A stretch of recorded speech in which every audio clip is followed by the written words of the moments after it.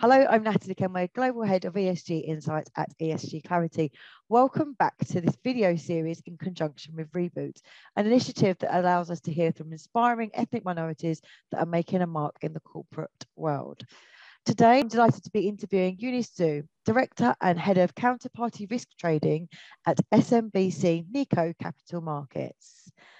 Thank you so much for your time today, Eunice. Thank you very much for having me today. So let's get to it. Can you talk us through your journey so far, the achievements you've made, the career progression, and what has made you the person that you are today? I head up the counterparty risk trading desk in SMBC Nikko Capital Markets, the EMEA arm of Sumitomo Mitsui Banking Corporation, one of the top Japanese mega banks in the world. My responsibility at work is mainly pricing and risk hedging the counterparty risk exposure of the bank's fixed income derivative portfolio. I've been working in London for the past 12 years, and I've been living here for the past 14 years. And you probably can tell I'm Chinese. Outside work, I dedicate my time to volunteering work, because I love it and I want to give back to the society. So right now I'm sitting on the Ikaya Housing Association as the board member. Ikaya Housing Association is actually a BME, a small housing association for BME women and children in South London. I'm also the founder and leader of the industry-wide Lean In Women in Banking and Finance Circle with 376 members as of today. In terms of my journey and what made me, I think there are two major factors. One is my family, particularly my mom. She has taught me to basically strive for excellence. And also, not only so, she set an example for me to be a successful career woman. Because of her and also the influence of the family, I always strive for excellence. I finished my middle school course 3 years in 2 years' time, went to university at the age of 16. I graduated from the econometrics major, being the top one with the highest GPA. And I later on went on to London School of Economics for the master degree and graduated with distinction as well.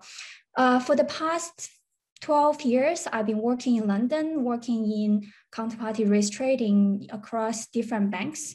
I've been very fortunate to win several industry awards and receive recognitions for my work. I've won the We Are the City Rising Star Award in Banking and Capital Markets, and also was featured in the Heroes Top 100 Future Female Leader list by Involve and Yahoo Finance. I have also received a highly commended recognition from the Asian Women of Achievement Award in Business last year as well. The second factor, I think, was really my experience, my 1 year exchange experience in Sweden. So I was selected to join the exchange program in Sweden when I was 19 years old. That was the first experience abroad for me, being Chinese coming from mainland China. That was really mind-blowing experience where I get to understand, experience Western cultures, Western people and their ways of thinking. They had been debate on political issues surrounding China as well. And all in all, I think it really opened up my vision for the world. And that actually led me to apply for master degrees in London. And before I realized it, I've been here for the past 14 years. Fantastic. Wow, it sounds like you have a really important job there, but obviously very highly qualified and skilled in that role too. So congratulations on everything that you've achieved. So let's talk about while we're here, while we're doing this Reboot video. Do you think there are practices in the workplace that still reinforce discrimination or even racism? And what do you think ultimately hinders ethnic minorities' progression? I think there are 3 points I'd like to raise awareness here. First one is, no matter how much we've been pushing so far, there are still overwhelmingly amount of white men in the senior management. I think in terms of the setup, I think it's it's going to lead to only unified voice and then same opinion to make the decision for the company, which I don't think is beneficial for the company strategically and also financially. On the other hand, it's also not great to build a talent pipeline from diverse backgrounds, because when younger generation or when junior people look up to the senior management, if they couldn't find role models or examples they can look up to, it's difficult for them to progress. So I think, and then the issue repeats again and again. So we really need to break the pattern there. The second one is there's no obvious racism nowadays, but really it's racism actually manifests as microaggressions. For example, like very indirect, subtle, and even unintentional acts of discriminations against members of ethnic minority. So, for example, I look back on my own examples, and I was quite often laughed about my height, because Asians tend to be smaller than the other groups. And I don't think they had the intention to hurt me, but this shows the example where people tend to stereotyping people from different groups without even realizing that. So that's the second point. The third one, I hope is the third observation, I hope is not too provoking, is yes, there are many movements to promoting the racial diversities, but I think everyone can notice that the most of the focus has been on the Black communities, and the focus on, it makes sense because of the historical reasons. And then actually in this movement, I feel like some of the other minority groups like Eastern Asians are sometimes feel left out. So really, like, especially for example, during COVID time, and there were so many attacks and hate crimes targeted Eastern Asians because there was not much about COVID at the beginning of 2020, and people believe that COVID-19 was Asian virus or even Chinese virus. So I think for the past 2 years, Asians, or particularly East Asians, probably didn't feel even safe to live in the UK. And there are many times we had to raise voice to the mainstream society, saying that we are concerned. And I think, but still the voice is not loud enough. So that's what I think that could be I think that's one point people should actually be aware of when we're pushing forward the equal rights for racial diversities. Some really interesting points there. You've touched on sort of the unconscious biases that are still in the workplace.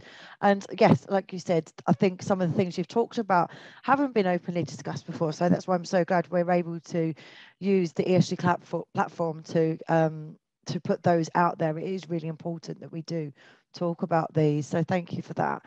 What action should we be taking, though? We talked about some of the issues. What actions should financial services industry be taking to tackle some of these issues? I think on macro level, like on the society level, the thinking need to be revamped. The whole society need to have a new way of thinking in terms of ethnic minorities, with the idea that being a minority should not make us feel disadvantaged, and also being a minority should still deserve equal treatment and opportunities like the others.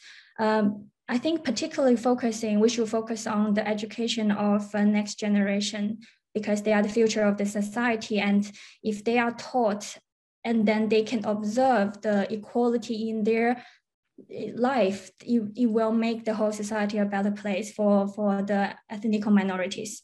And then the second one is, as the last point I touched upon earlier, we should really treat different minorities equally, and then I guess proactively as well.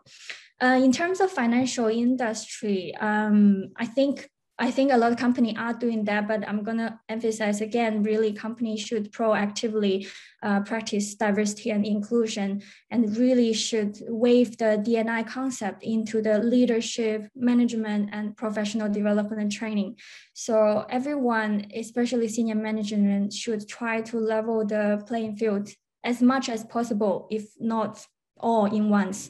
It will take time, and I think, for example, like for Asians or the other ethnic minorities, we should, or the company should proactively empower and upskill their skill set, basically, if they are lacking of that, and also encouraging the ethnic minorities to speak up.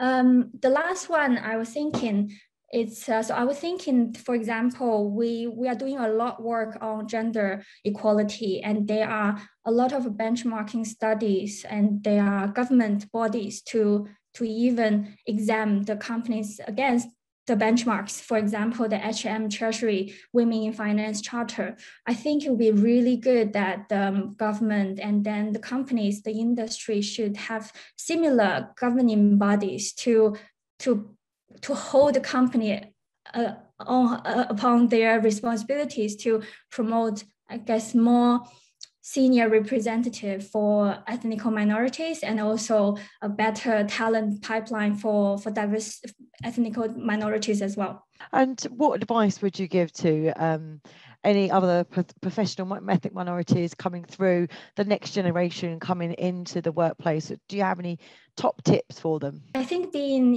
Asian, we are known for being humble and being shy. Stereotyping here again. My first advice to the fellow Asians and the other ethnic minority groups is do not be afraid and always speak up. So speak up to call out the unconscious bias when it happens. Speak up to call for equal opportunities for one's personal and professional development. I think only by speaking up, our needs, demands can be heard, and a fairer playing field can be possibly achieved. So secondly, human beings is all about relationships. So we should being an ethnic minority, we should actively build allyships with fellow ethnic minority groups and also people who are opposite to us.